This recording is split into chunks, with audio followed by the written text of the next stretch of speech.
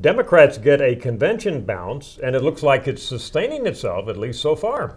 Who was the real star of the conventions? The answer might surprise you. And Americans better off than they were 4 years ago? Some contradictory data. I'm Frank Newport, Gallup Editor-in-Chief. I'm Susan Page, Washington Bureau Chief for USA Today. And this is Election Matters.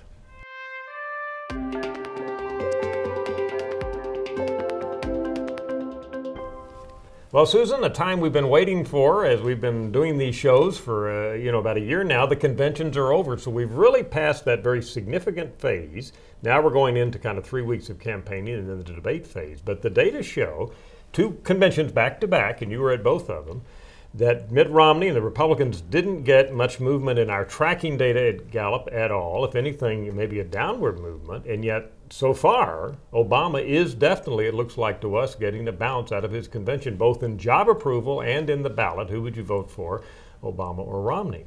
So it looks like of the 2 conventions, the Democrats come out ahead. You know, it's interesting. Some analysts thought there wouldn't be much change from either convention because the election seems so set for so many months. We've seen so little change. So I think it's notable that there is this boost for Barack Obama, up now 5 points for the past 2 days in the Gallup tracking poll. That's right. And let's talk about it specifically. We started seeing it on Tuesday night of the convention. That was the first night. They didn't have a night on Labor Day. So Tuesday, Wednesday, Thursday, let's take job approval rating. That averaged 52% across those 3 nights, which was a big jump up. So it was actually before, the Clinton speech, we'll talk about that in a minute, or the Obama speech, or a lot of our interviewing was probably before Michelle Obama's speech on Tuesday night. So something about just the conventioning happening starting on Tuesday percolated through in our data, and that's when we began to see the increase. Now on our ballot, that's a 7-day rolling average, so it takes a while to move through, but we began to see that as well. So something about the gestalt, as it were, of the convention looks like it started to energize, at least move enough voters to show up in the data. You also saw the Obama team have a record-setting fundraising month in August before the convention began. So there's some thought among some Democratic analysts that enthusiasm that Democrats have been lacking, they're getting some of that back, and the convention was probably a help. Yeah, it probably was. Now let me point out a couple of things. After the convention was over, we did a 2-night interviewing like we did after the Republican and said, A, rate the speeches, and B, self-report. We call that an instant trend. It'd make you more or less likely to vote for the candidate. And actually on those indicators, Susan, neither Obama's speech nor the convention as a whole did all that much better, just marginally better than the Republican convention. And again, when we asked people to reflect on how it impacted them.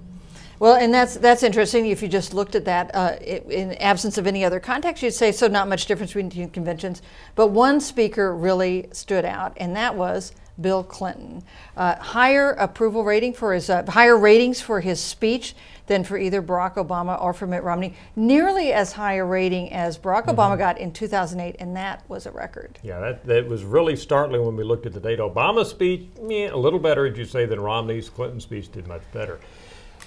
I guess that may have been a factor. Now, as I just said, the number started moving on Tuesday, so it wasn't just Clinton's speech. But given the high ratings he got, certainly that helped the Democrats. And I guess Obama could say, even though he kind of didn't get the glory, if it's good for the team, it's good that Bill Clinton spoke. Bill Clinton is really one of the most notable stories of this convention, I think.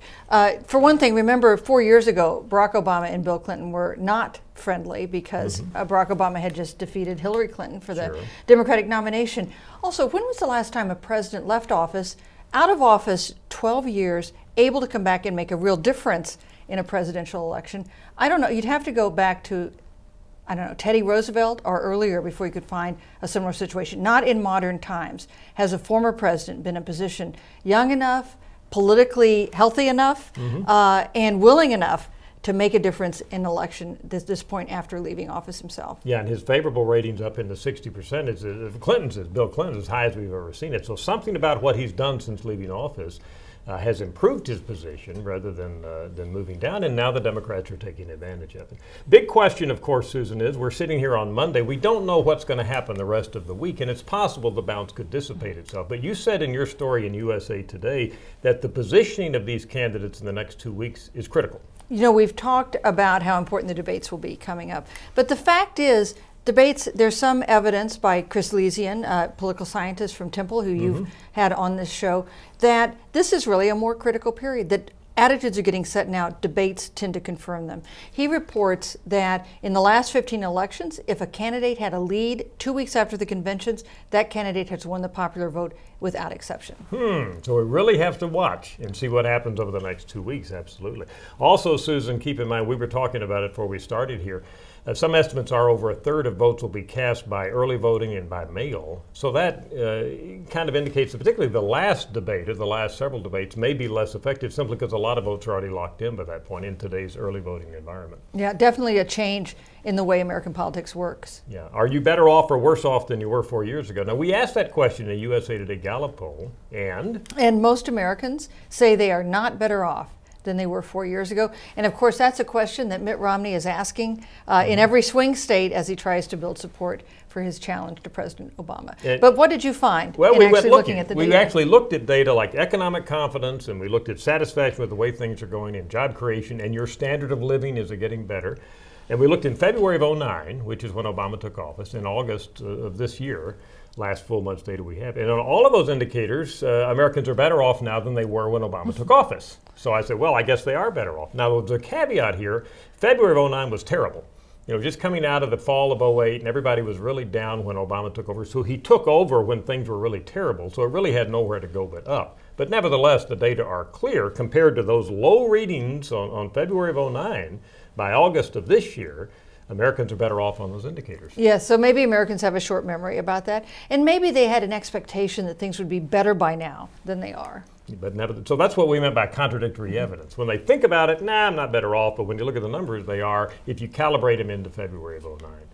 At any rate, as you say, Susan, the next 2 weeks will be critical to monitor what happens. There'll be a lot of polling out there. We'll be tracking every day, and we'll wait and see if this bounce fades back down again and we move to parity, or if Obama's able to keep an edge over Romney in the weeks ahead. And then we'll be looking for that first debate on October 3rd. Absolutely. I'm Frank Newport, Gallup Editor-in-Chief. I'm Susan Page, Washington Bureau Chief for USA Today. And this is Election Matters.